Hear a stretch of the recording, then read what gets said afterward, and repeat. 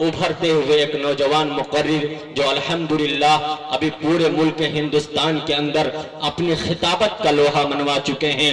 इतनी कम उम्र में अल्लाह ने ये सलाहियत और ये काबिलियत उनके अंदर रख दी है। मुझे वो शेर याद आता है कि कुछ इस तरह से खुदा ने मुझे बुलंद किया, कुछ इस तरह से खुदा ने मुझे बुलंद किया, मैं थक गया तो हवा ने मुझे बुलंद किया, और मेरी मजाल कि मैं आसमां को छू लेता, मेरी मजाल कि मैं आसमां को छू लेता, न जाने किसकी दुआ ने मुझे बुलंद किया। ये शख्सियत है हजरत मौलाना मुफ्ती अब्दुल्लाह कमर सालिम चतुर्वेदी की, जो बिल्कुल जानी पहचानी शख्सियत, जो आप यूट्यूब पे और आपके इलाके से वो ताल्लुक रखते हैं। अगर मैं ये शेर कहूं तो गलत ना होगा कि चेहरा खुली किताब है उन्वान जो भी दो, चेहरा खुली किताब है उन्वान जो भी दो, जिस रुख से भी पढ़ोगे पहचान जाओगे। आइए हजरत अक़दस मौलाना अब्दुल्लाह कमर सालिम चतुर्वेदी अररियावी का मैं इस शेर के साथ इस्तकबाल करता हूं कि जमाना जब कभी बारूद की बौछार बनता है, जमाना जब कभी बारूद की बौछार बनता है, हमारा हौसला फौलाद की दीवार बनता है। और तुम्हारा जुल्म काफी है हमें बेदार करने को, तुम्हारा जुल्म काफी है हमें बेदार करने को, जो लोहा जर्ब से आता है वही तलवार बनता है। अस्सलामु अलैकुम वरहमतुल्लाहि वबरकातुहू।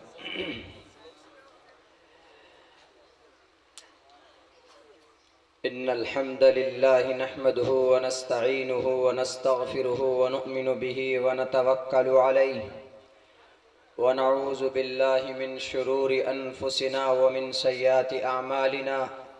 मन यहदिहिल्लाहु फला मुज़िल्ल लहु व मन युज़लिलहु फला हादिय लहु व नशहदु अल्ला इलाहा इल्लल्लाहु वहदहु ला शरीका लहु व नशहदु अन्न सय्यदना व मौलाना मुहम्मदन अब्दुहु व रसूलुहु। अम्मा बअदु फ़अऊज़ु बिल्लाहि मिनश शैतानिर रजीम। बिस्मिल्लाहिर रहमानिर रहीम। कुन्तुम खैरा उम्मतिन उखरिजत लिन्नास तअमुरूना बिल मारूफ व तनहौना अनिल मुनकर व तु'मिनूना बिल्लाह। वक़ाल अल्लाहु तबारक व तआला इन्नल्लाहा ला युग़य्यिरु मा बिक़ौमिन हत्ता युग़य्यिरू मा बिअन्फुसिहिम व इज़ा अरादल्लाहु बिक़ौमिन सूअन फला मरद्द लहु व मा लहुम मिन दूनिही मिन वाल। क़ाल अन्नबिय्यु सल्लल्लाहु अलैहि वसल्लम मन रआ मिनकुम मुनकरन फलयुग़य्यिरहु बियदिही फ़इन लम यस्तति फ़बिलिसानिही फ़इन लम यस्तति फ़बिक़ल्बिही व ज़ालिका अज़अफ़ुल ईमान। रवाहुल मुस्लिम औ कमा क़ाल अलैहि सलातु वस्सलाम। All praise and thanks are Allah's, the Lord of the Alameen, mankind, jinn and all that exist. You honor only that ruling judge, the day of recompense, it means the day of resurrection. You only we worship, you only we ask for help, each and everything guide us to the right path, to the straight way. यात युवम भुवम देवः स्वयं शावतर्णः रता नराशन संवाजिनं वाजन्नि शैदीरं पूषणं सन्मैरीभे रथम न दुर्गादवसवा विदानवो विश्व सम्मानो अहंसो निष्पिपर्ता अनस्वंता सत्पतिर्मा महे मेघावा चैतिष्ठो असुरो मगोना त्रिवृष्णो अग्निदशाभि सहस्तरेर वैश्वानरः अंदन्तमा प्रियो शन्तिय संभवति मुपास्ति ततु भूय इव्युति तमोयु संभोत्यामृता। ओम नमो भगवते वासुदेवाय विश्वेश्वरा आदि पुरुष अपरंपार अल्लेख अपरुष्यानमः। ओम पूर्णमिदः पूर्णमिदं पूर्णात् पूर्णमुदच्यते पूर्णस्य पूर्णमादाय पूर्णमेवावशिष्यते। ओम शांति ओम शांति ओम शांति। हजरात सामीन किराम, पूरी रात गुजर चुकी है और उसके बावजूद भी आप लोग यहाँ पर इस वक्त तक बैठे हुए हैं। अल्लाह आपकी इस कुर्बानी को कबूल फरमाए। और शाम से ही देखने को मिल रहा है हमारे नौजवान तबके के अंदर, हमारे नौजवान भाइयों में बड़ा जज्बा है। हम अल्लाह से दुआ करते हैं कि इनकी जज्बे को अल्लाह सलामत रखे और इसी तरीके से दीन के मजालिस और इज्तिमात कायम करने में उनकी इसी तरीके से मदद होती रहे। लेकिन मैं इस्लाम के प्लेटफॉर्म में नौजवानों की एक बड़ी कीमत होती है। अल्लाह की नज़र में इनकी बड़ी अहमियत और बहुत फजीलत भी है। उसके साथ साथ बड़े सख्त सवालात भी हश्र के मैदान में इन नौजवानों से उनकी जवानी के बारे में किए भी जाए। वन शबाबिही फीमा अफना, कि अपनी जवानी को कहां पर लुटा करके आया। मुसलमानों, इस्लाम एक ऐसा प्लेटफॉर्म है, ना इसके अंदर किसी चीज की ज्यादती की गुंजाइश है और ना इसी शरीयत के अंदर किसी कमी की जरूरत है। अल्लाह ने इस कानून को, इस धर्म को, इस सिस्टम को, इस शरीयत को मुकम्मल तौर पर जितनी जरूरत थी इसके अंदर तब्दीली की, वो तब्दील करके और जिन चीजों की जरूरत महसूस की जानी चाहिए थी, अल्लाह ने उन तमाम चीजों को देकर इस धरती के अंदर कामिल मुकम्मल दीन और शरीयत की एक मोहर लगाई। अल्लाह ने कुरान में कहा, अल-यौम अकमलतु लकुम दीनकुम व अतममतु अलैकुम निअमती व रज़ीतु लकुमुल इस्लाम दीना। कि ये जो शरीयत है, ये जो इस्लाम है, has been completed by everything, ये हर तमाम चीजों से ये कंप्लीट है, इसमें और कोई गुंजाइश नहीं है। अब जरूरत है जो जिस उन्वान पर आपने जलसा किया कि इशाअत दीन और इत्तिबाए सुन्नत कॉन्फ्रेंस, अब इस दीन की इशाअत की जरूरत है और उससे भी बढ़कर इशाअत दूसरे दर्जे पे आती है, लेकिन उससे पहले इसकी इत्तिबा की जरूरत है। हम मुसलमान अगर मुत्तबे इस्लाम हो जाए, दिस टाइम, इस वक्त अगर हो जाए, तो हमें अपनी शरीयत की हिफाजत के लिए हमारे अकाबिर को पसीना, खून, अपने खून को पसीने के पानी की तरह नहीं बहाना होगा। 2-2, 3-3 महीने में तैयार करते हैं लोगों को, तब गांधी मैदान में हम पहुंचते हैं। फिर हम गवर्नमेंट को दिखाते हैं कि 5 लाख लोगों की तादाद हमारी है, हम अपनी शरीयत को बचाने के लिए आए। अगर हम उससे पहले शरीयत पर अमल कर लें तो हमारे अकाबिर को इतनी ज्यादा दिक्कत और अपनी शरीयत को मनवाने के लिए फिरक़े बातिला फस्ताई ताकत के सामने बहुत ज्यादा मेहनत नहीं करनी पड़ेगी। और ये शरीयत बचेगी कैसे? मैं अपनी तरफ से कोई बात कहूंगा तो आप मुझे पकड़ सकते हैं। मौलाना हुसैन अहमद मदनी रहमतुल्लाहि अलैह ने अपनी मलफूजात में एक बात लिखी है कि शरीयत किसी दीवार का नाम नहीं है, शरीयत किसी बिल्डिंग या घर का नाम नहीं है कि उसकी हिफाजत के लिए तीर या तफंग की जरूरत पड़े, तोप और तलवार की जरूरत पड़े, ऐसा नहीं। शरीयत एक सिस्टम है, इस्लाम एक तहरीक है, इस्लाम एक कॉन्सेप्ट है, एक आस्था है, एक अकीदा। उस अकीदे के मुताबिक अपनी जिंदगी गुजार लो, उस शरीयत की, उस सिस्टम की, उस चीज की हिफाजत हो जाए। ये बहुत पहले ये बात कही गई, 100-125 साल पहले ये बात कही गई है, लेकिन इसमें कोई शक नहीं है, डाउटलेस कोई शक नहीं है कि वाकईतन हर मुसलमान, हर नौजवान की जिंदगी के अंदर अगर दीन और शरीयत हो और इशाअत दीन का जज्बा हो, इशाअत के लिए ये नहीं कि माइक लेके खड़े हो जाना और हमको कहना है कि Islam is the best religion in the world, every person you must to follow the method of the last prophet Muhammad सल्लल्लाहु अलैहि वसल्लम।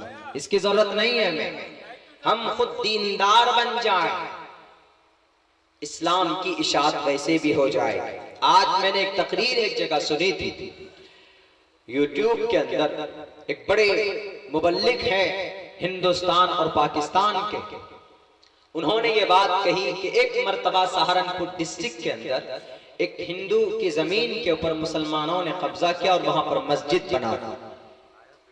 ये केस अदालत में पहुंचता है, जज, अंग्रेज का जमाना था, जज ने कहा कि कोई ऐसे गवाह को लाओ मुसलमानों को जिस पर मैं इत्तेफाक कर सकूं, एतमाद कर सकूं। तो हिंदू मुसलमानों ने, हिंदू ने भी चुनाना, मुसलमानों ने भी चुना मुफ्ती मुजफ्फर हुसैन साहब रहमतुल्लाहि अलैह, जो सरजमीन मेरठ अजराड़ा से ताल्लुक रखते थे, लेकिन मज़ाहिरुल्लूम के वो मोहतमिम बहुत जमाने तक रहे। तो उनको चुना। तो हिंदू भाइयों ने कह दिया कि मुफ्ती मुजफ्फर जो भी बात कह देगा हम लोग उसको तस्लीम कर लेंगे, मान लेंगे। मुसलमान खुश थे कि अब तो जमीन हमारे कब्जे में होगी, इसलिए कि मुफ्ती मुजफ्फर तो मुसलमान हैं और हमारे हक में गवाही देंगे वो। लेकिन गलत थे मुसलमान, क्योंकि इन्होंने कब्जा किया था जबरदस्ती उस हिंदू भाई के जमीन पर। बहुत पहले की बात है, इस वक्त अगर कब्जा होता तो गाजर मूली की तरह काट दिए जाते और आपके FIR तक भी नहीं होती। अभी तो ये सिचुएशन आपकी, लेकिन उस जमाने की बात है, 100 साल 100 साल पहले की बात।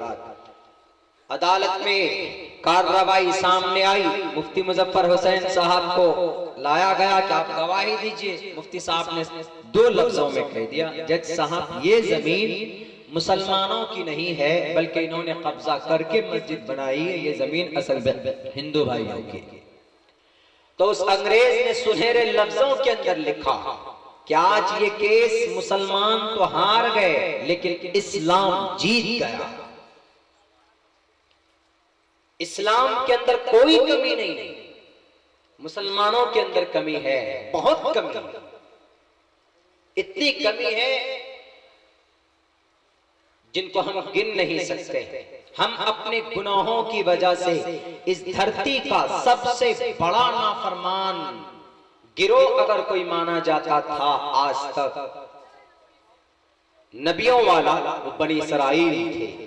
लेकिन बनी इसराइल को भी फेल कर दिया है ये हम मुसलमानों ने गुनाहों के एतबार से। बनी इसराइल से भी हम बहुत दूर, कई किलोमीटर दूर आगे हम लोग निकल चुके हैं। यही वजह है हमारे इस्लाम को बदनाम करने की जिम्मेदारी हम मुसलमानों पे जाती है। हर एतबार से देख लीजिए, हमारा अकीदा इतना स्ट्रॉन्ग नहीं है, हमारे इबादत के अंदर वो ताकतें नहीं है। अगर कोई कहता है कि मुसलमान इस देश का देशभक्त नहीं है, अगर कोई आपसे ये कहता है कि मुसलमानों तुम गलत हो, अगर आपके कुरान पर कोई एतराज करता है कि मुसलमानों का कुरान कहता है फ़क़्तुलुल मुशरिकीन हैसु वजदतुमूहुम, कि मुशरिकीन को जहां पाओ कत्ल कर दो। अगर कोई आप पर एतराज करता है कि मुसलमान नमाज पढ़ते हैं, मुसलमानों के मदारिस के अंदर आतंकवाद को पैदा किया जाता है, अगर आप पर कोई इल्जाम लगाता है कि दाढ़ी और टोपी वाले आतंकवाद हैं, because just like he looks like a terrorism, ये आतंकवाद से दिखता, आतंकवाद से इसकी मशाबहत है, तो उसकी बड़ी जिम्मेदार, उसके बड़े जिम्मेदार हम लोग खुद हैं कि हम लोग इसका क्लियरिफिकेशन नहीं कर पाते, हम लोगों को जवाब नहीं दे पाते। Who is Muslim? What is the definition of Islam? मुसलमान कहां किसको जाता है और इस्लाम है क्या, इस्लाम की तारीफ क्या? आप कहिए उनको जो आप पर एतराज करते हैं, उनकी ग्रंथों से आप जवाब दीजिए, उनको समझाइए। मैंने तो यही बेड़ा उठाया हुआ है। एक लेडी सिस्टर है राष्ट्रीय स्वयंसेवक संघ के, उन्होंने तकरीबन 24 से 25 सवालात किए, इस्लाम के ऊपर एलिगेशन लगाया और उन्होंने कहा कि मुसलमान नमाज पढ़ते हैं, इसका मतलब ये होता है वो हिंदू भाइयों का विनाश चाहते हैं, और मुसलमान एक अल्लाह के सामने नहीं, बल्कि मुसलमान तो कहते हैं ला इलाहा इल्लल्लाह मुहम्मदुर रसूलुल्लाह, अल्लाह के सिवा हम किसी को नहीं मानते, अल्लाह के सिवा मुसलमान किसी को नहीं मानता है। और इनके 3.5 लाख मदरसे हैं इस धरती के ऊपर, हिंदुस्तान के अंदर, वादी हिंदुस्तान में, सरजमीन हिंदुस्तान के अंदर, इनके अंदर क्या ट्रेनिंग और क्या तालीम दी जाती, उनका साफ स्पष्ट ये जुमला था, यहाँ पर आतंकवाद पैदा किए जाते हैं। यहां आतंकवादियों को ट्रेनिंग दी जाती है। और भी बहुत सारे कि मोहम्मद अलैहिस्सलाम ने 1400 साल पहले इन मुसलमानों को जालिम बनाया, इनके खून के अंदर वो डीएनए भरा कि जहां पर भी जाओ तो तबाही मचा दो, जहां पर भी जाओ तो खौफ और वहशत का माहौल बना दो, जहां पर भी जाओ तो जुल्म ज्यादती करके धर्म परिवर्तन कर दो। ये उनका कहना था। और मुसलमानों का अल्लाह जालिम है, मेरा ईश्वर दयालु है। आपके पास वो वीडियो क्लिप भी पहुंची होगी। उस लेडी सिस्टर ने बड़े शद्दोमत के साथ ये ऐलान किया, ये एलिगेशन लगाया। शायद माकूल जवाब न दिया गया, लेकिन मैं उनके ग्रंथों से ये जवाब उन तक पहुंचाना चाहता हूं। उनका सबसे पहला ये कहना कि 3 लाख मदरसे हैं जहां पर कुरान की तालीम नहीं, आतंकवाद पैदा किए जाते हैं।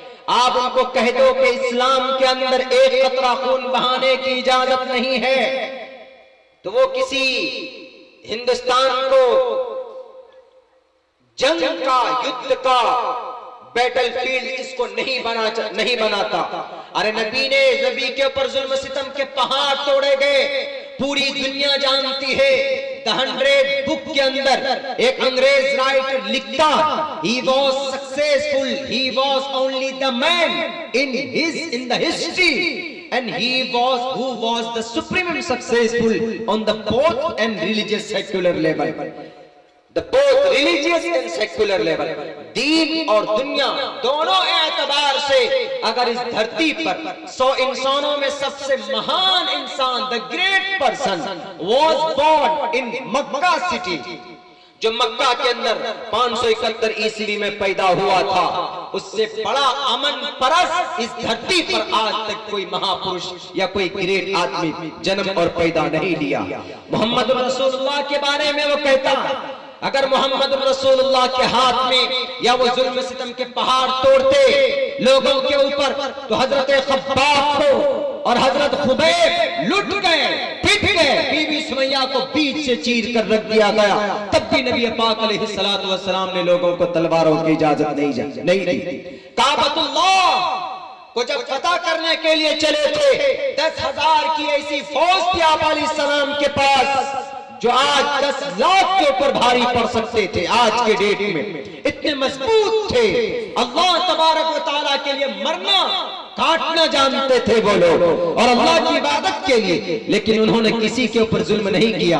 हजरत साद ने एक मौके पर ऐलान किया कि अल्लाह के नबी आप इशारा कर दो, इन मक्का वालों को हम नहीं बख्शेंगे। अल्लाह के नबी ने कहा क्यों? कहा कि अल्लाह के नबी आप भुला चुके, आपके रास्ते में ये लोग कांटे बिछाते थे। अल्लाह के नबी आपको मालूम नहीं, आपके गर्दन के ऊपर ओजड़ियां रखी जाती थी, आपके प्यारे सहाबा को तड़पा तड़पा कर मारा जाता था।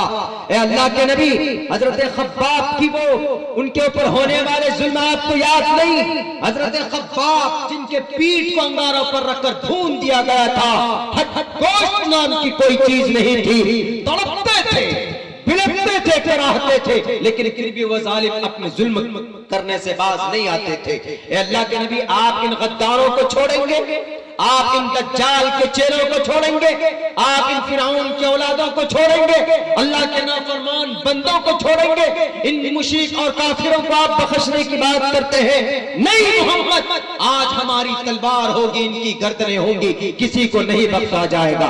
आप इजाजत तो दे दो, आप इशारा करो। अल्लाह के नबी आप डरिए मत, हम इंतकाम लेंगे।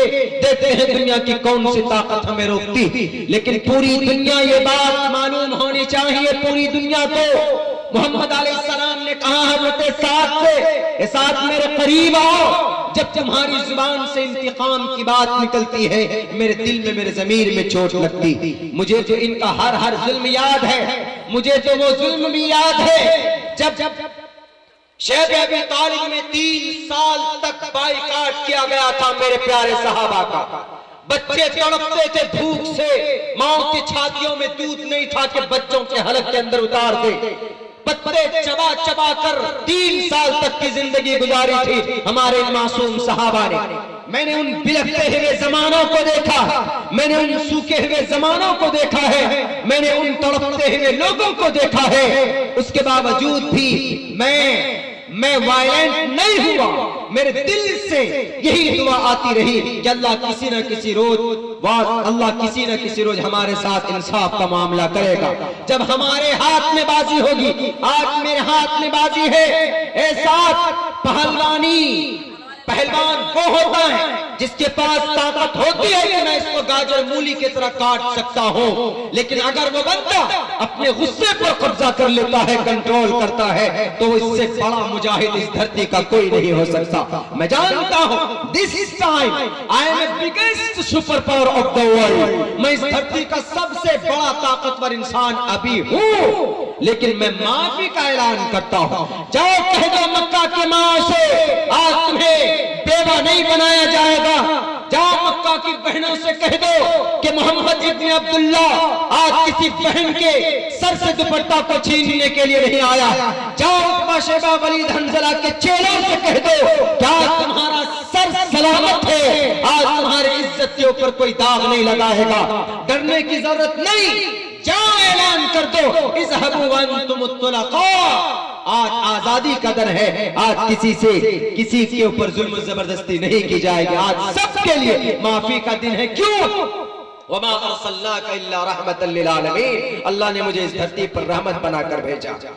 क्या उस बहनों को, उस लेडी सिस्टर को मालूम नहीं था कि मुसलमानों की बुनियाद रिप्लेस द ग्रेट पर्सन जगतपति अशिनाश दूध मन मठे शरीय गुणविता मोहम्मद रसूलुल्लाह, और उन्होंने जुल्म सहकर अपना खून बहाकर भी अपने प्यारे सहाबा को नहीं सिखाया कि तुम किसी के ऊपर जुल्म ज्यादती करना।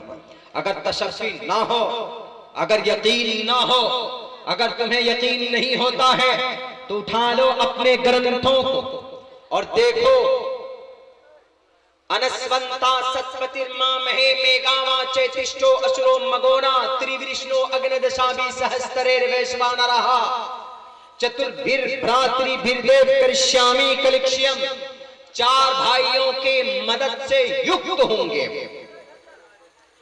चार भाइयों की मदद उनके साथ शामिल होगी और सारे संसार के लिए वो कृपामय होंगे, सारे संसार के लिए कृपामय बनाकर इस धरती पर भेजे जाए। कौन है इस मंत्र के अंदर, इस श्लोक के अंदर? अंतिम महर्षि यानी मोहम्मद रसूलुल्लाह सल्लल्लाहु अलैहि वसल्लम। Doctor M.F. श्रीवास्तव अपनी किताब के अंदर लिखता और वह कहता है कि पूरा मिसदाक इन मंत्रों के अंदर अगर कोई आदमी सादिक आता है तो वो लास्ट प्रोफेट, मुसलमानों के आखिरी नबी मोहम्मद अलैहिस्सलातु वस्सलाम है। लेकिन नहीं जनाब, नफरतें भरी जाती है इस देश के अंदर, नफरत भरी जाती है। पहले मिलते थे तो प्यार और मोहब्बत की बात करते थे, लेकिन आज एक एक लफ्ज से बस एक ने तो बेड़ा उठा लिया है, हिंदुस्तान का नाम बदल कर रख दिया जा। बस बेड़ा उठा हुआ है, भूत सवार है, रातों को शायद सपने देखता है, सुबह को बस गाड़ी में बैठता, चलो फला जगह का नाम बदल कर आए, जहां पर भी मुसलमान नाम दिखा and I have to change the place of Muslim name. Faizabad का नाम अयोध्या बना दिया, इलाहाबाद का नाम प्रयागराज रख दिया, मुगल सराय का नाम दीनदयाल उपाध्याय नाम रख दिया। मेरे मुस्लिम भाइयों, यहाँ पर हमारे भी दानिश्वरों से चूक हुई है, गलती हुई है और हमसे भी होती। देखिए, जुल्म को करना गुनाह है, कुरान और हदीस का मुत्तफका फैसला। जुल्म करना गुनाह है, लेकिन उसके साथ साथ में जुल्म को बर्दाश्त करना उससे बड़ा गुनाह है। मौलाना अबुल कलाम आजाद, मौलाना शेख मुफ्ती शेखुल हिंद रहमतुल्लाहि अलैह, मौलाना मोहम्मद अली जौहर, मौलाना शौकत अली साहब कौन थे ये? इन्होंने जुल्म के खिलाफ आवाज बुलंद की थी और ऐसे नहीं खड़े हो जाते थे, एकदम तलवार लेकर खड़े हो जाते थे। उस वक्त की जवानी के अंदर और उस वक्त के हमारे दानिश्वरों के अंदर ये सूझ और बूझ थी। आज तो एक लेडीज मंच से खड़े होकर आपको चैलेंज कर देती, आप जवाब नहीं दे पाते। उन्होंने कहा कि मुसलमान नमाज पढ़ते हैं तो मुसलमानों का मतलब नमाज पढ़ने के बाद नमाज के अंदर ये सिखाई जाती है कि हिंदू भाई का विनाश करो। क्या जवाब देंगे आप? बस मुसलमान होना गुनाह है इस धरती पर। मुसलमानों, हम जुल्म को क्यों बर्दाश्त करते हैं? हम कर रहे हैं जुल्म बर्दाश्त हिंदुस्तान के अंदर। गवर्नमेंट आई है किसी एक मजबूत तबके की, अच्छी बात है, उन्होंने मेहनत की तो उनको कुर्सी मिली, लेकिन हम भी तो कोई अपनी ताकत के लिए, अपना हक के लिए हम लोग कुछ नहीं करते।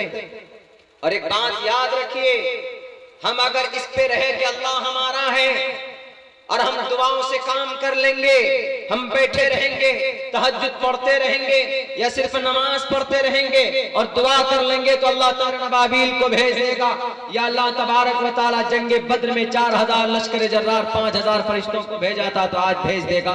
वैसा ईमान तो हमारा है नहीं। हम तो ईमानी एतबार से भी कमजोर ठहरे और दुनिया के अंदर अपना हक लेने वाले भी, उनकी जुबान भी हमारे अंदर नहीं। जो लोग कहते हैं कि जनाब अपने अमाल सिर्फ सुधार लो, अल्लाह खुद फैसला कर लेगा, ये भी एक भूसा है दिमाग में, भूसा बीमारी, ट्यूमर है ये। अगर दुआओं से सिर्फ काम होती तो नबी पाक अलैहिस्सलातु वस्सलाम से बड़ा बुजुर्ग अल्लाह का हबीब जिन्हें कहा गया, वो तलवार कभी न उठाते, उनका दंदान मुबारक शहीद न किया जाता।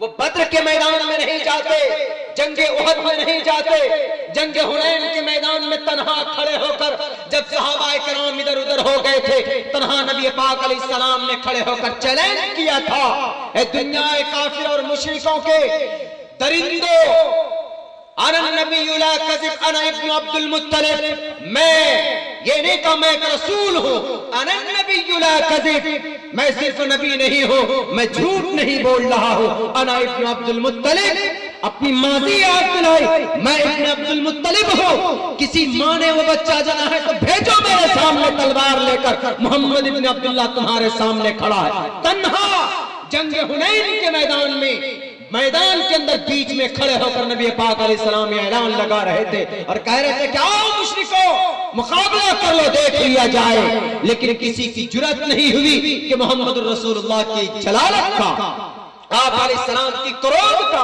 वहां पर कोई हमला कर सकते थे, बल्कि बहुत दूर दूर तक, मील कोसों दूर तक लोग भाग गए आपके डर से। ये चैलेंज किया था नबी पाक अलैहिस्सलाम।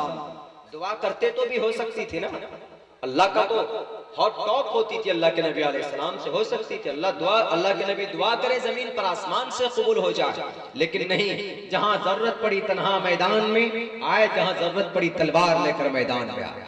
मैं ये नहीं कह रहा हूं, आप कहेंगे कि मौलाना आप तो वरगला रहे, मैं वरगला नहीं रहा हूं। मैं आपको ये कह रहा हूं कि जहां पर भी बुराई होती है, चाहे वो आपकी दीनी बुराई हो, चाहे वो आपका और कोई सोसाइटी वाली बुराई हो, या कोई आपकी दुनियावी एतबार से कोई जुल्म किया जाता हो, आप उनको मिटाने का काम कीजिए, खड़े हो जाइए, जुल्म को बर्दाश्त मत कीजिए। नमाज छोड़ना गुनाह है तो वहीं पर कहीं किसी इंसान के ऊपर जुल्म ज्यादती हो रही हो तो उसको खामोश देखकर बैठ जाना, यह भी बहुत बड़ा गुनाह।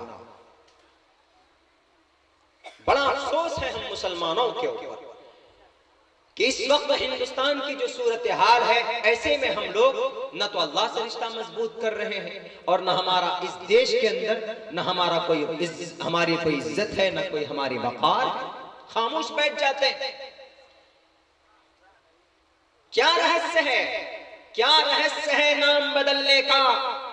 कहते हैं कि मुसलमान मोहम्मद बिन कासिम अस्सक़फ़ी आए हिंदुस्तान में तलवार लेकर और उन्होंने हिंदुस्तान के हिंदू भाइयों का धर्म परिवर्तन कराया और उनको मुसलमान बनाया। यही कहना, मुगल नाम क्यों रहेगा मुगल सराय? मुगल बादशाह जो मंगोल से आए थे, आर्यावर्त आर्यन ने रखी थी, हिंदुस्तान का दूसरा नाम आर्यावर्त भी है। मंगोल से जो आए मुगल बादशाहों ने हिंदुस्तान के अंदर जुल्म ज़्यादती की। Therefore we can and we right to exchange the place of Muslim name। मुसलमानों के नाम हम बदल देंगे क्योंकि ये मुसलमान आए थे यहाँ पे। इनके मुस्लिम इंपेरर ने 776 साल तक हुकूमत की थी इस धरती पर, इसीलिए हम इसको मिटाएंगे, नहीं रखेंगे। अल्लाह इलाहाबाद का नाम अल्लाह आबाद है, इसीलिए हम इसको मिटा देंगे। अयोध्या का नाम फैजाबाद, फैज आबाद, फैज इट इज मुस्लिम ने, इसीलिए हम इसको अयोध्या के अंदर तब्दील कर देंगे। किसी ने पूछा कि आगरा का बिना ताजमहल का नाम बदला जाएगा? उस लाल बुजक्कड़ साहब ने कहा हाँ हाँ, इन्वेस्टिगेशन का विषय है, तहकीक का विषय। जिस दिन पता चलेगा उस दिन हम इसको रामा महल, तेजा महल नाम रख देंगे। लगता है कभी भी करप्ट गद्दार लाल बुजक्कड़ों को, बड़े बड़े कुर्सी के ऊपर बैठने वालों की आंखों में पानी नहीं आती। ये बैठकर कभी डिस्कस नहीं करेंगे कि आज जो किसान जो आत्महत्या कर रहे हैं इनका हक कभी मिले, कभी ये जिक्र नहीं करेंगे इसके ऊपर।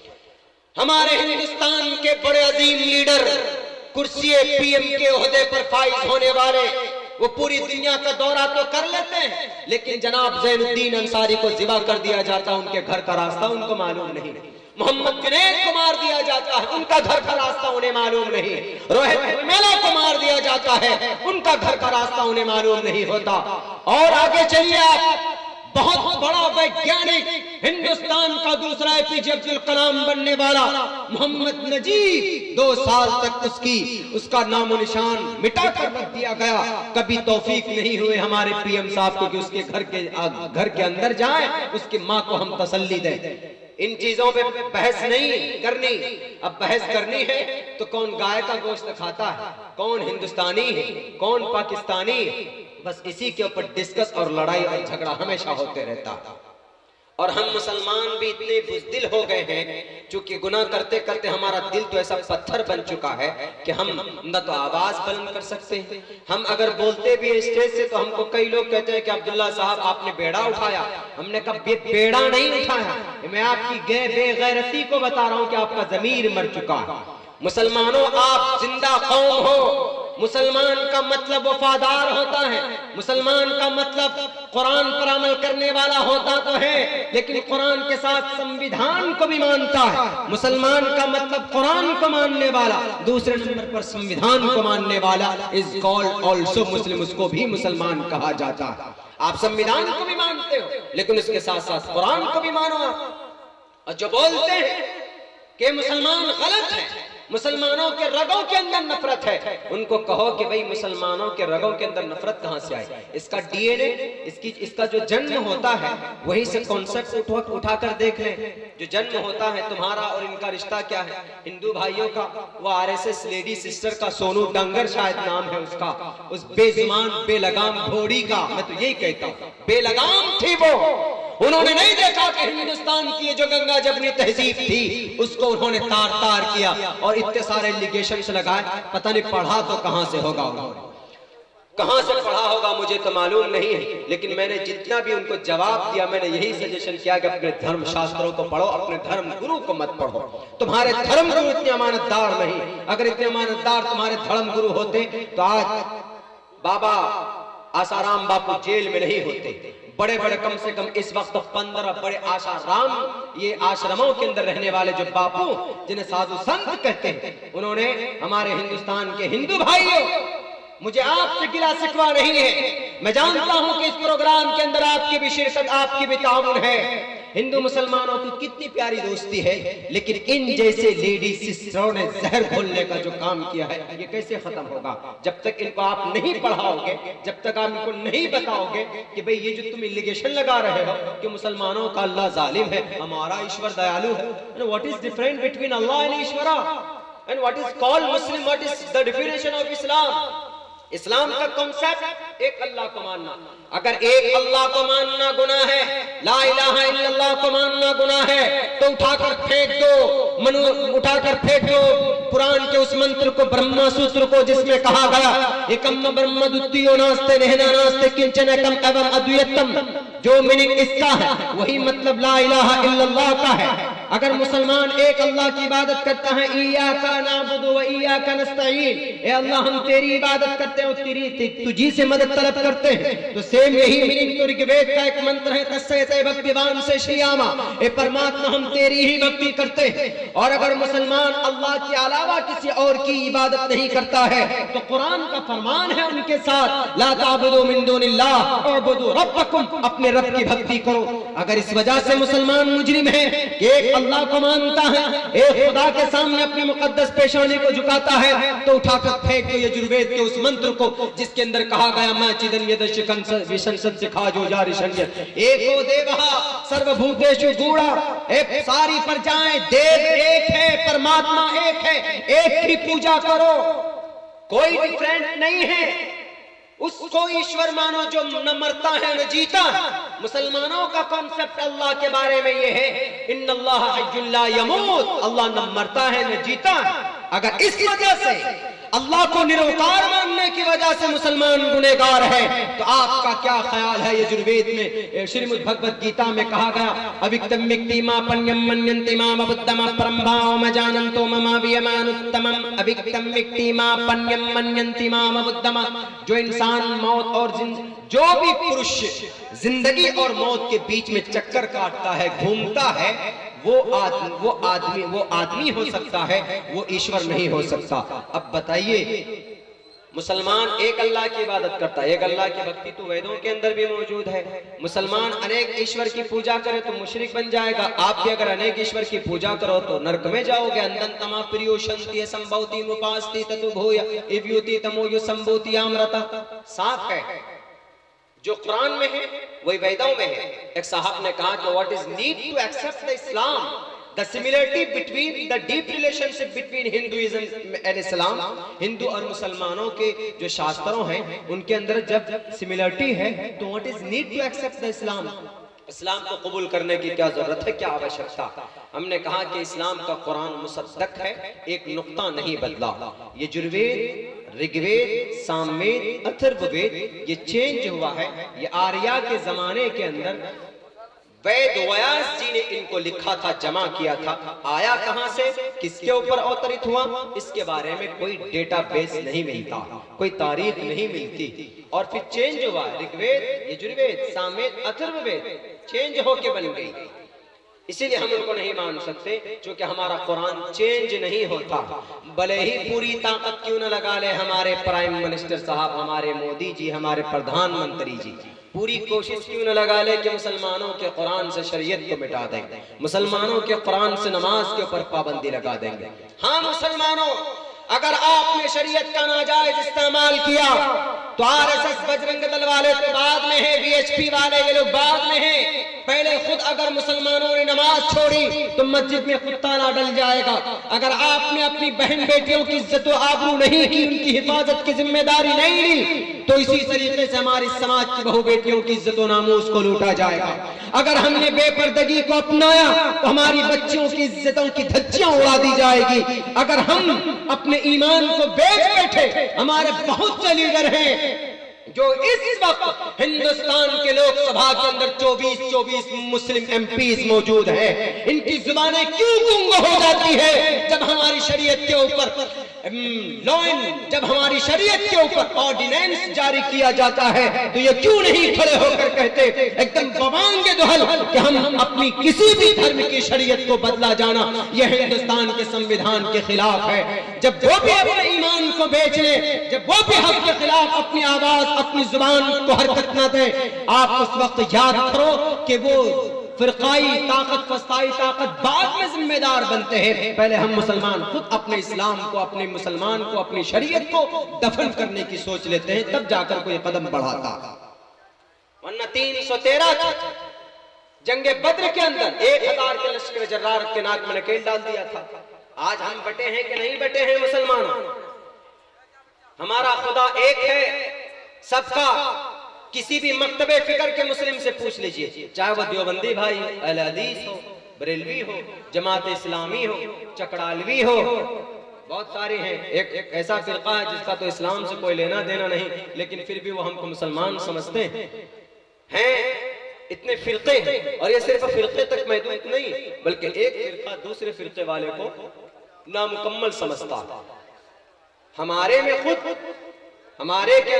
में मौलाना इलियास अलैहिर्रहमान ने तबलीग का काम शुरू किया, बड़ा मुबारक काम है। वेदों के अंदर भी इसका जिक्र है। आप कहेंगे कि मौलाना इलियास साहब का जमाना 98 साल पहले का, वेदों में कैसे जिक्र हो गया? अरे वो तबलीग जिसका जिक्र पहले से है वो वेदों के अंदर है।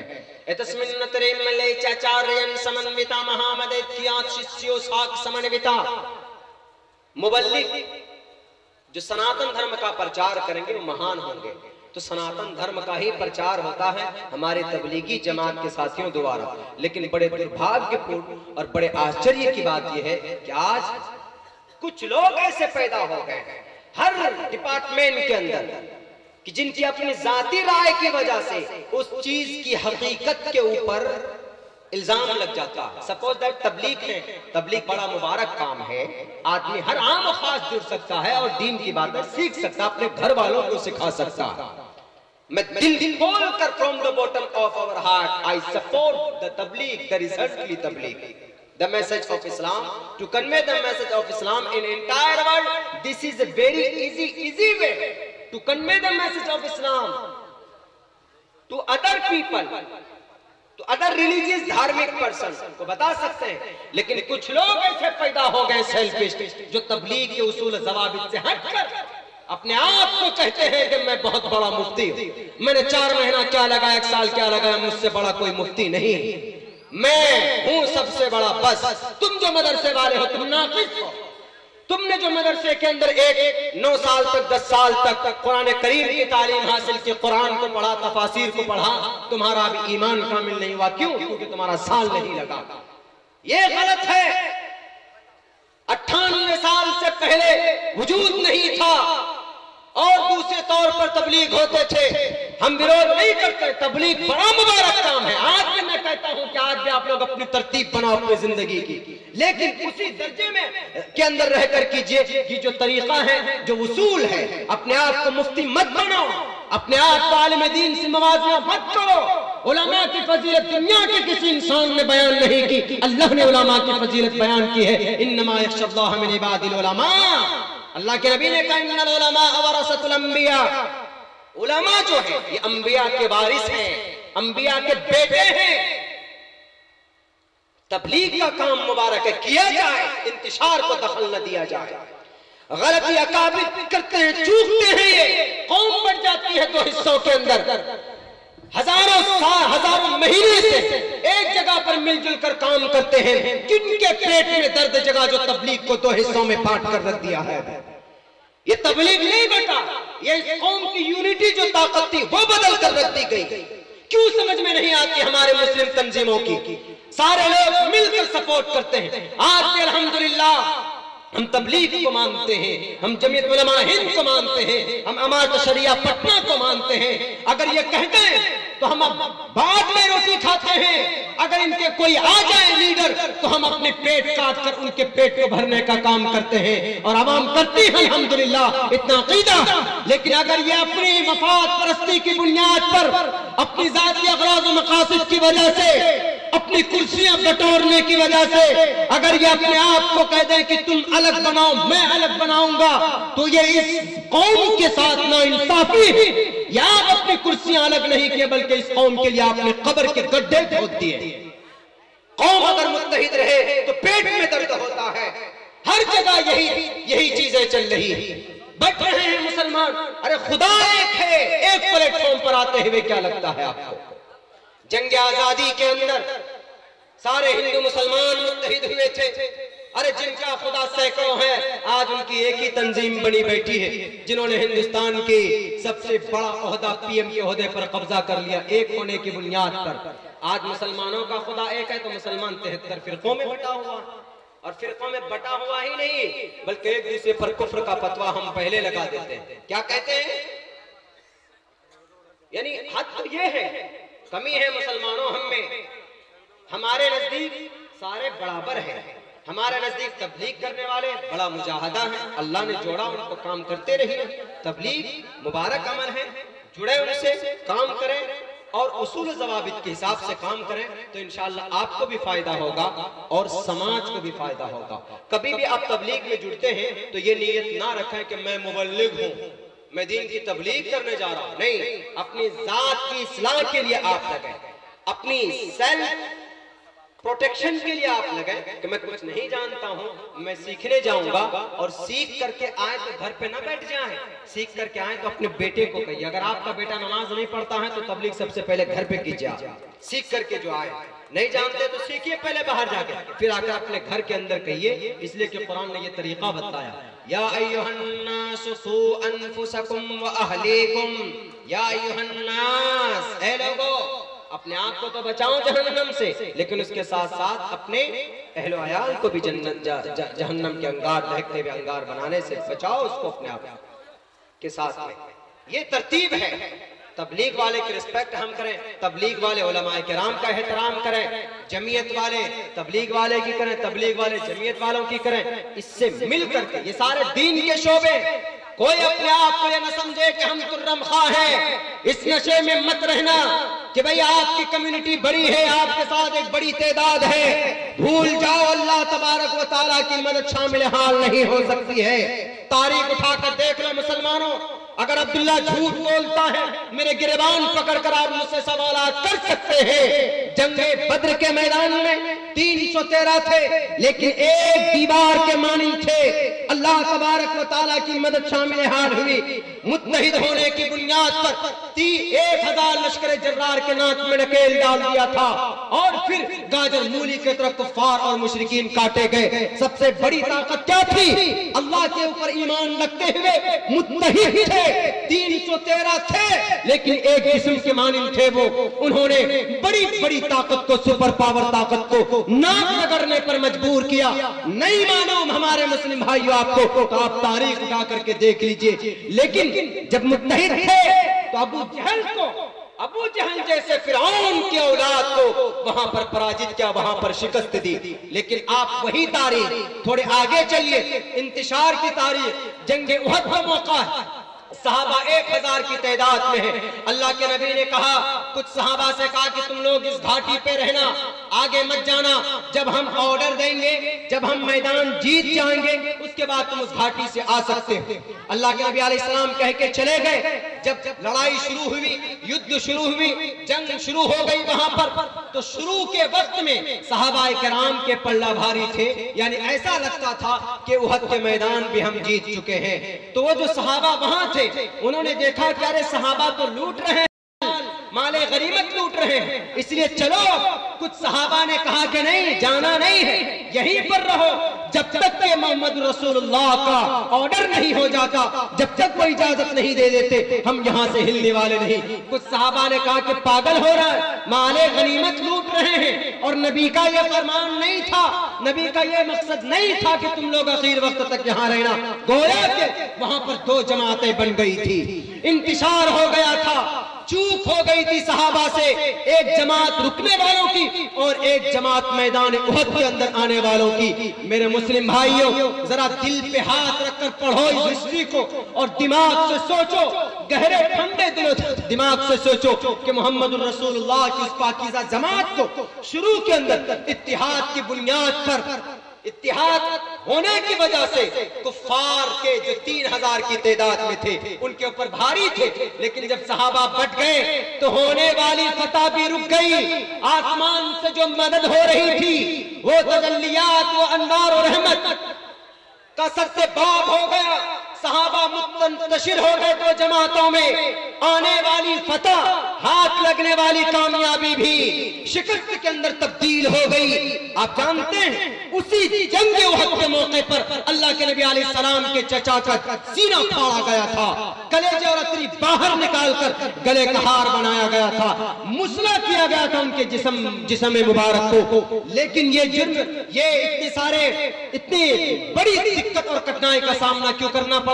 सहाबाए किराम के मुंतशिर होने की बुनियाद पर। जब खालिद बिन वलीद ने देखा कि वो जगह खाली है, पीछे से हमला किया, बड़ी दर्दनाक अंदाज में 70 सहाबाए किराम को जामे शहादत नोश करना पड़ा। बड़ी बेरहमी के साथ, बड़ी बेरहमी के साथ उन्हें शहीद किया गया उस उहद के मैदान के अंदर। जब सहाबा मुत्तहिद थे, अल्लाह की रहमत आ रही थी। जब मुंतशिर हो गए, अल्लाह की रहमत बंद हो गई। आज के इक़्तिदार में, आज हमारी मुस्लिम तंजीमों से मैं दरख्वास्त करता हूँ, हम अपने बड़े बड़े अकाबिरीन जिन्होंने कुर्बानी दी है, जिन्होंने मुत्तहिद होकर हिंदुस्तान को बचाया, उनकी तारीख में बताना चाहता हूँ। आज के दौर के उम्मते मुस्लिमा को बांटने वाले लोगों, नबी की जमात मौजूद है, सहाबा किराम की पवित्र जमात मौजूद है, लेकिन जब वो मुंतशिर हो गई, नबी बजाते खुद मौजूद थे, नबी की जात वहां पर मौजूद थी, उसके बावजूद भी इंतिशार की बुनियाद पर अल्लाह ने 70 सहाबा को बड़ी दर्दनाक अंदाज में शहीद करवाया, शहीद हो गए। इंतिशार की बुनियाद पर फतह होने वाली थी, लेकिन इंतिशार की वजह से चाहे वो नबी हो, चाहे वो सहाबा हो, जब मुंतशिर होती है कौम तो अल्लाह की मदद रुक सकती है। आज की तारीख में भले ही 36 करोड़ आप हो मुसलमानों, अलग अलग मकतबे फिक्र पर बटकर आप एक दूसरे पर कुफ्र के फतवे लगा रहे। जब जंगे उहद में अल्लाह की मदद रुक गई थी नबी की मौजूदगी में भी, आज तो नबी भी नहीं, आज तो सहाबा भी नहीं, आज हम अलग अलग जमातों में बटकर हम किसका क्या उखाड़ सकते हैं? हम तो गाजर मूली की तरह काटे जाएंगे, कोई नहीं बचाएगा। अरे जब सहाबा किराम मुंतशिर हो गए तो वहां पर उनको खमियाजा भुगतना पड़ा। 70 सहाबा को कत्ल किए गए, उन्हें शहीद किया गया। आज तो नबी भी नहीं, सहाबा भी नहीं। आज तो हमारा ईमान भी इतना मजबूत नहीं है कि हमको गुनाहों से रोक ले।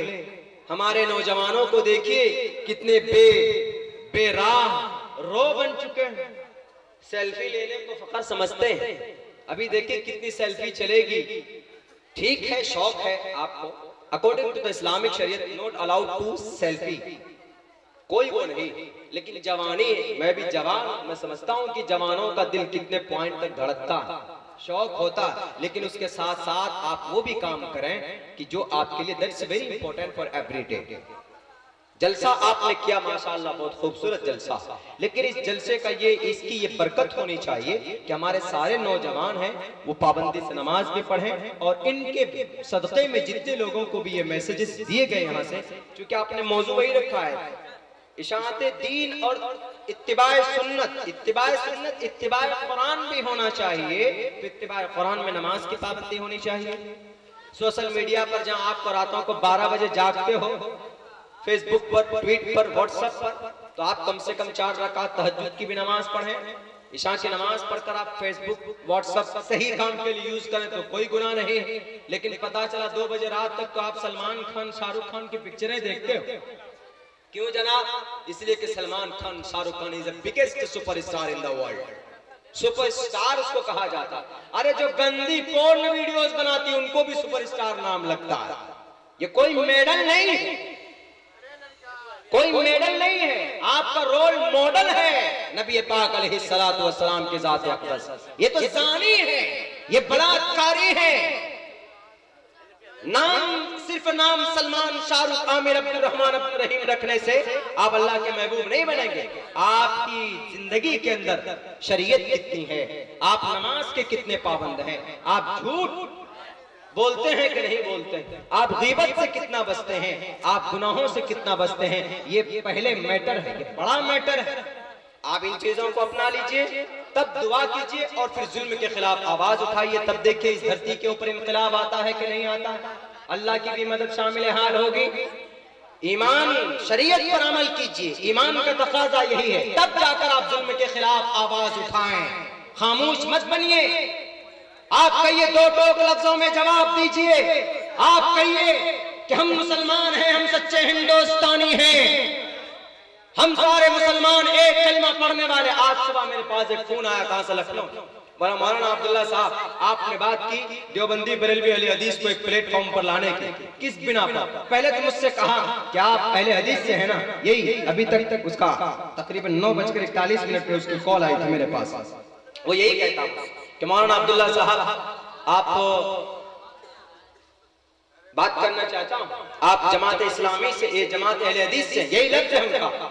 मैं जमात अहले हदीस के प्रोग्राम में भी जाता हूँ, अहले हदीस के भाइयों के बहुत सारे प्रोग्राम में मैंने शिरकत की।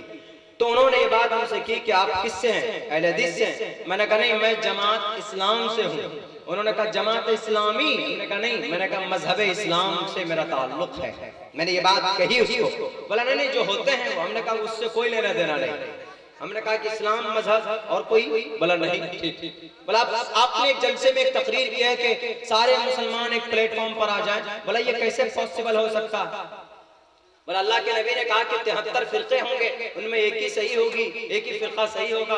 तब तरीक़ उम्मती अला 73 फिरका कुल्लुहुम फिन्नार इल्ला मिल्लतन वाहिदा, सारे जहन्नमी होंगे, एक ही फिरका जन्नती होगा। हमने कहा कि हिंदुस्तान के मुसलमान सारे के सारे और मैं खुद उसी एक फिरके में से जो नाजी हैं, यानी जो जहन्नम में नहीं जाएंगे, जो जन्नत में जाएंगे। उन्होंने कहा कि अल्लाह के नबी कहेंगे 73 फिरके होंगे, वो गुमराह है। हमने कहा कि कौन सा फिरका सही पर है आप कह सकते हो? आप कहते हो कि हम कुरान और हदीस को मानते हैं, और दूसरे फिरके वाले कहते हैं कि हमारे पास दलाइल है, लेकिन कौन परफेक्ट है, कौन हक पर है? किसी को अल्लाह ने खुद से तो नहीं कहा कि तुम हक पर हो। मैंने उनको ये बात कही, देखिए वो तो कुरान और हदीस हमारे जमहूर उलमा अकाबिरीन सलफ सालिहीन से जो जमाना चला, एक कुलू दी है इमाम अबू हनीफा ने एक हदीस की रोशनी में। हजरत अनस ने मालिक क्या कि अल्लाह के नबी सारे फिरके हक होने के दावा करेंगे। अल्लाह के नबी ने कहा ला तस्तमी उम्मती अला ज़लाला, ला तस्तमी उम्मती अला ज़लाला इज़ा रायतुम इख्तिलाफन कसीरा, जब तुम देखो अलग अलग फिरके हो गए, फ़अलैकुम बिस्सवादिल आज़म, जो सबसे बड़ा तबका हो मुस्लिम फिरकों में, जो सबसे बड़ी कम्युनिटी हो, उसको पकड़ लेना, फ़अलैकुम बिस्सवादिल आज़म। तो हमने कहा उनसे, हमने कहा कि भाई साहब मैंने अपने बुनियाद पे ये बात कही है। बोले अपने बुनियाद का मतलब? हमने कहा कि अपनी इस बुनियाद पर कि आज जो जानवरों के नाम पर तुम्हें मारा जा रहा है, शिव भाई साहब का शिव के कोई ऐसा नाम था, मुस्लिम नाम था लेकिन अजीब सा नाम था उसका, मुनीशिया ऐसा कोई नाम था। हमने कहा कि जो मारा जा रहा है उसके लिए आपने क्या किया? हमने उन्हीं के प्लेटफॉर्म की एक बात की, हमने कहा कि डॉक्टर जाकिर नाइक पकड़ा गया, आपने क्या किया? भला कुछ नहीं किया।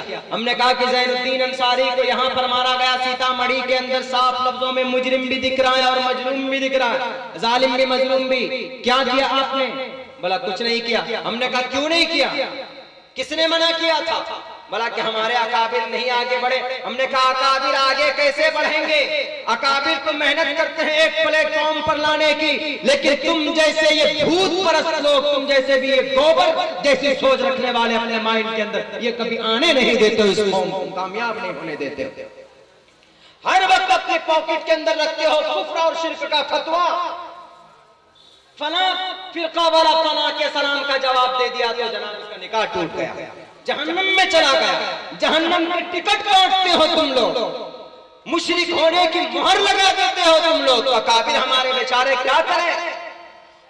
आज तो धड़ल्ले से कहा जाता है कि मुसलमान इस देश का सबसे बड़ा, जब से इस देश के अंदर मुसलमान आए इस देश का अर्थव्यवस्था को कमजोर किया।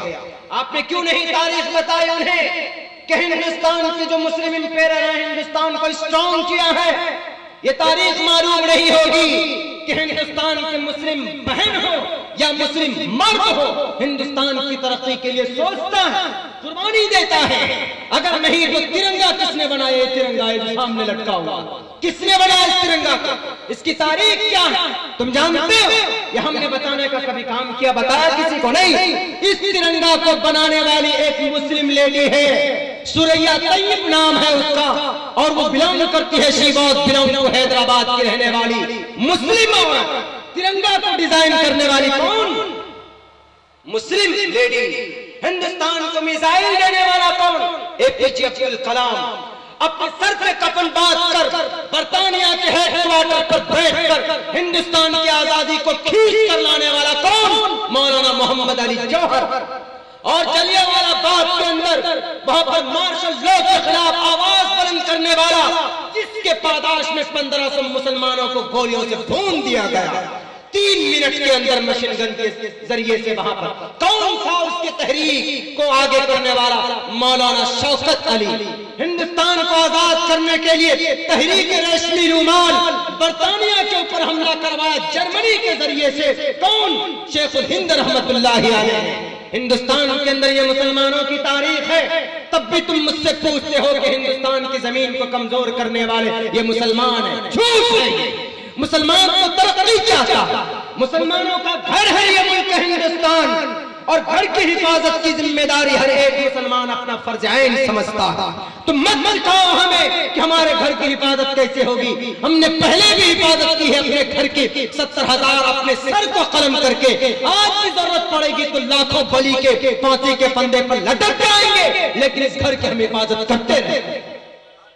लेकिन तुम ये गलत राजनीति, अपनी कुर्सियां रोटी सेकने के लिए शासक की ये तुम राजनीति मत करो कि हिंदुस्तान का मुसलमान, इस देश का कहते हैं कि जनाब हम पहचान दे रहे हैं, हिंदुस्तान की संस्कृति को पहचान दे रहे हैं।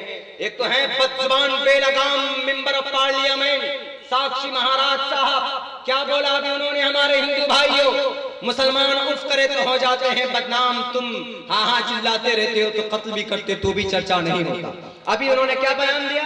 बयान दिया कि मुसलमानों के जो मस्जिद हैं, जामे मस्जिद दिल्ली की, उनकी सीढ़ियों को खोद कर वहां मूर्ति को बैठा दिया जाए और जो आए तुम्हारे सामने पर उसको सूली पर लटका दो। क्या केस नहीं बनता? केस नहीं बनता उसके ऊपर? बनता है। क्यों नहीं वो जेल के अंदर गया? क्यों नहीं गया? जो हिंदुस्तान को संविधान को मानता है उससे बड़ा इस देश का देशभक्त कोई नहीं है। और आरएसएस शिवसेना के जो लीडर थे उन्होंने क्या कहा अभी बयान में? अयोध्या के अंदर आए आप, पूजा के चले गए, अच्छी बात है, हमको कोई आपत्ति नहीं है हमारे हिंदू भाइयों। लेकिन मैं दाद देता हूं, सलाम पेश करता हूं हमारे उन हिंदू भाइयों का जिन्होंने विरोध किया है इस हिंदू राष्ट्र बनाने वाली हिंदुत्व का।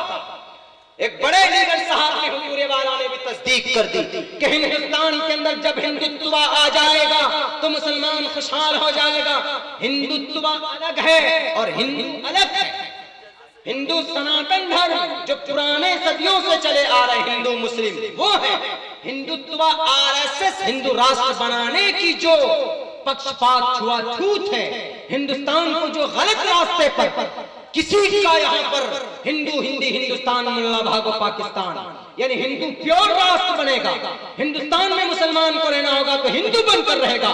इस कॉन्सेप्ट, इस आइडियोलॉजी को हिंदुत्व बोलते हैं और हिंदू सनातन धर्म जो हिंदू भाई रहते हैं उसको हिंदू बोलते हैं। फर्क है। मौलाना साहब ने कह दी कि हिंदुत्व अगर हिंदुस्तान में आ जाए तो मुसलमान खुशहाल होंगे। मुसलमान खुशहाल नहीं होंगे, आपको गाजर मूली के आपको काट दिया जाएगा और काटा जा रहा है। किस आधार पर? उसी हिंदुत्व को नाफिज करने की बुनियाद पर हम सब सख्त मुखालफत करते हैं। हिंदुस्तान के अंदर सब लोग मिलकर रहे, जैसे पहले रहते थे अब भी रहे, लेकिन जनाब यहाँ जो भी होता मुंह फाड़ देते। उन्होंने क्या कहा कि 17 मिनट में हमने बाबरी मस्जिद को तोड़ा। अब हम 17 मिनट में जब बाबरी मस्जिद को तोड़ सकते हैं तो हम आधे घंटे के अंदर राम मंदिर का निर्माण कर सकते हैं। हमने कहा उनको अच्छी बात है, आपकी उम्मीद बड़ी अच्छी है, हमारी भी उम्मीद है कि 1 घंटे के अंदर हमारी बाबरी मस्जिद बने। लेकिन मुसलमान वो है जो आज भी अपनी जुडिशरी पर एतमाद करता है, आज भी अपने संविधान को मानता है। कोई सी मुसलमान की या मुस्लिम लीडर की जुबान से आपने एक लफ्ज तक नहीं सुना होगा कि हम बाबरी मस्जिद को बना कर रहेंगे, हम नहीं मानेंगे सुप्रीम कोर्ट को। किसी ने भी ये बात नहीं कही। लेकिन इन बेलगाम घोड़ों को, इन भगवाधारियों को हिंदू भाइयों पकड़ो जिन्होंने हिंदुस्तान की फिजा को खराब करने का काम किया और जो ये कहते हैं कि हम हिंदुस्तान के अंदर सुप्रीम कोर्ट को नहीं मानते तो देश में वही वो हुए, ये मुसलमान नहीं हुए जिनका एतमाद आज भी सुप्रीम कोर्ट पर। मौलाना अरशद मदनी साहब दामद बरकातुहू ने ऐलान किया कि जो भी होगा कोर्ट के फैसले पर होगा, हमें कोर्ट के फैसले का इंतजार रहेगा। हम कुछ भी मुसलमान आज तक कहीं पर भी भीड़ जमा करके बाबरी मस्जिद की तामीर के लिए एक नारा आज तक बुलंद नहीं किया। अगर किया है तो बाबरी मस्जिद को अदालत फैसले हक दो, इंसाफ दो, ये नारा तो बुलंद करते हैं। ये हमारा संवैधानिक हक है, ये फंडामेंटल राइट्स हैं हमारे। इनके ऊपर जनाब ताले नहीं लगते, इनके हाथ मत कड़िया नहीं लगती। लेकिन जब मुसलमान आया, ये अर्थव्यवस्था को कमजोर कर रहे हैं। साक्षी महाराज ने कहा कि हिंदुस्तान क्यों नहीं तरक्की कर रहा? क्योंकि यहाँ के मुसलमानों की जनसंख्या, यहाँ की जनसंख्या बढ़ रही है। मतलब उनका ये था कहने का, यानी हिंदुस्तान में मुसलमान 4 शादी करते हैं और ये बच्चे 28 पैदा करते हैं, इसीलिए हिंदुस्तान तरक्की नहीं कर रहा।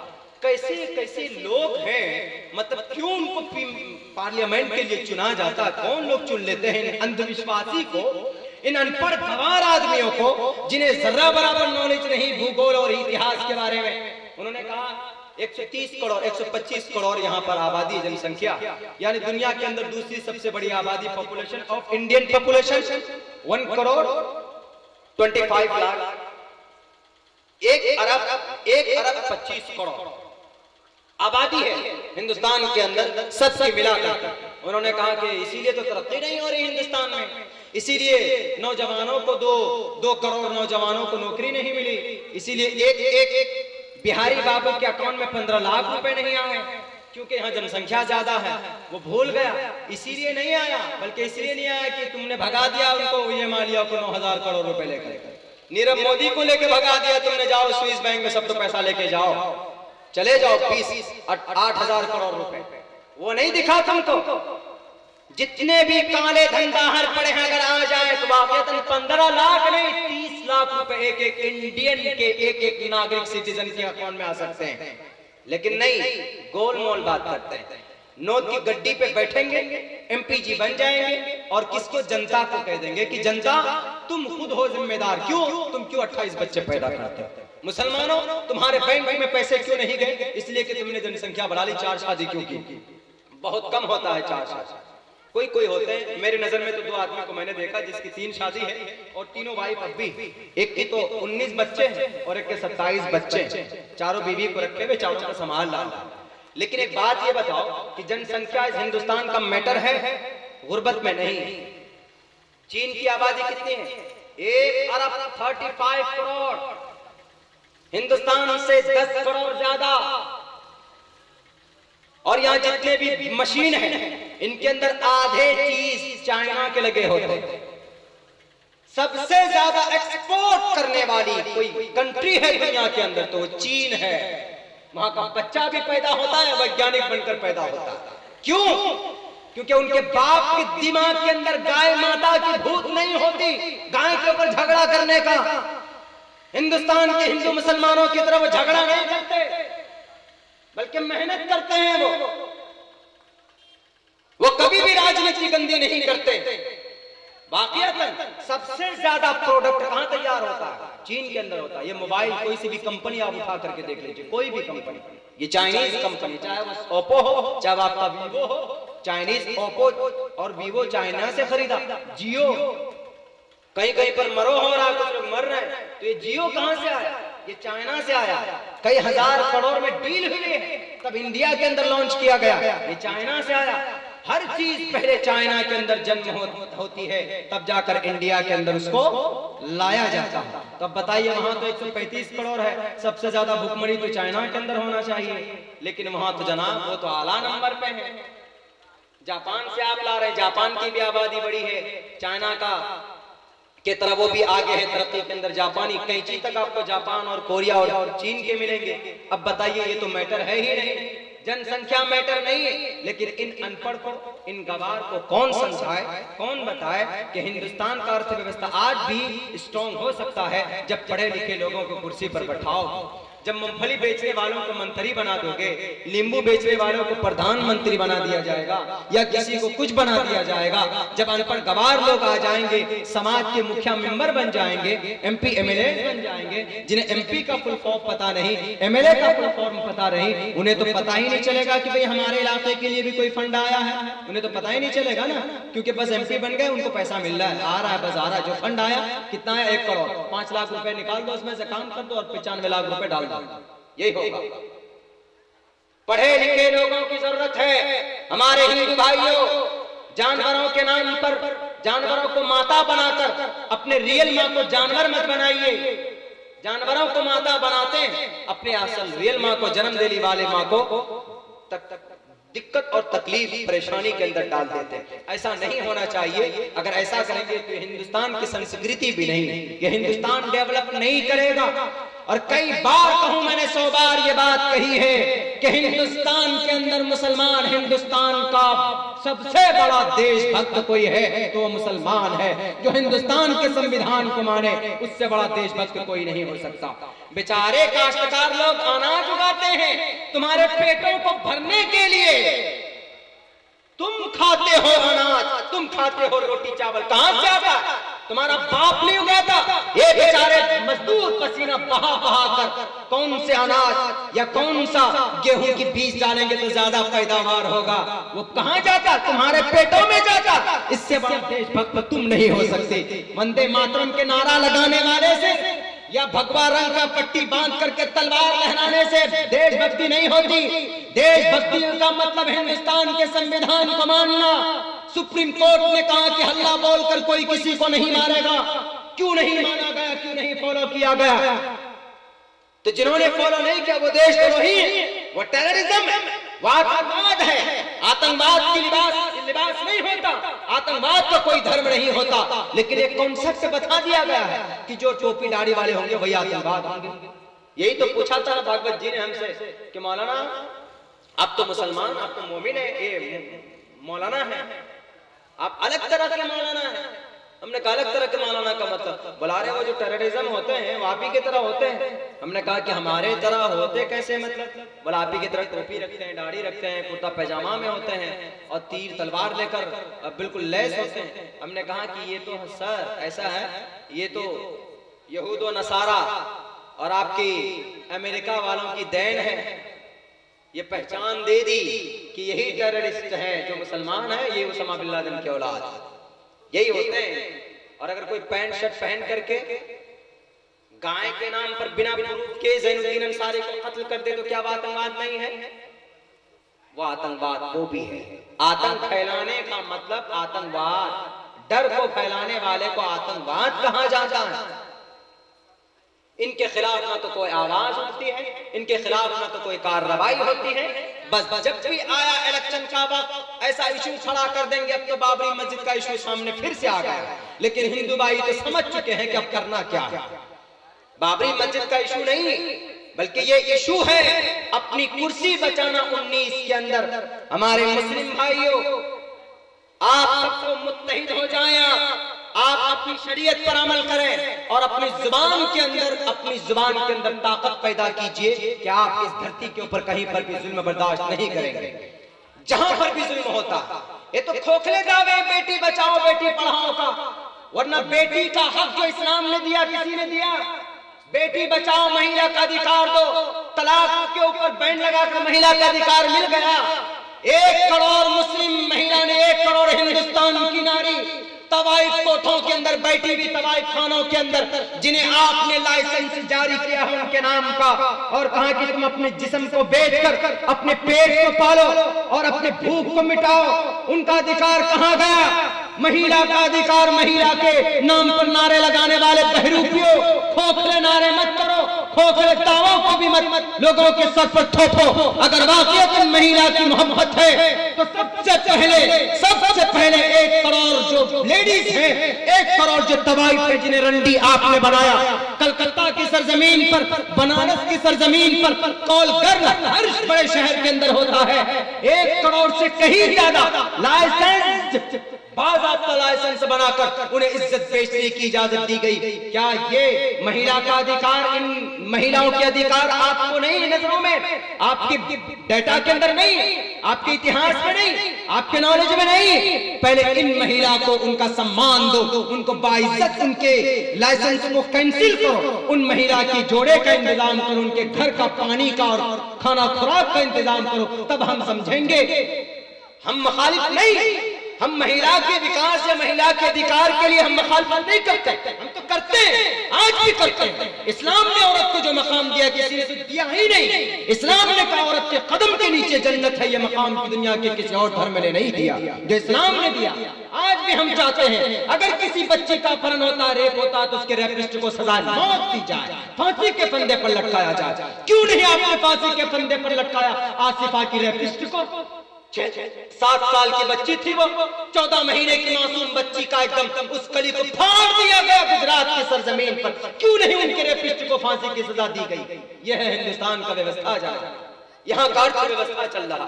बैरकब ये पर्चा तो बहुत पहले मिला था मुझे, लेकिन अरे बाप, ये तो बहुत पहले दिए थे आप मुझे।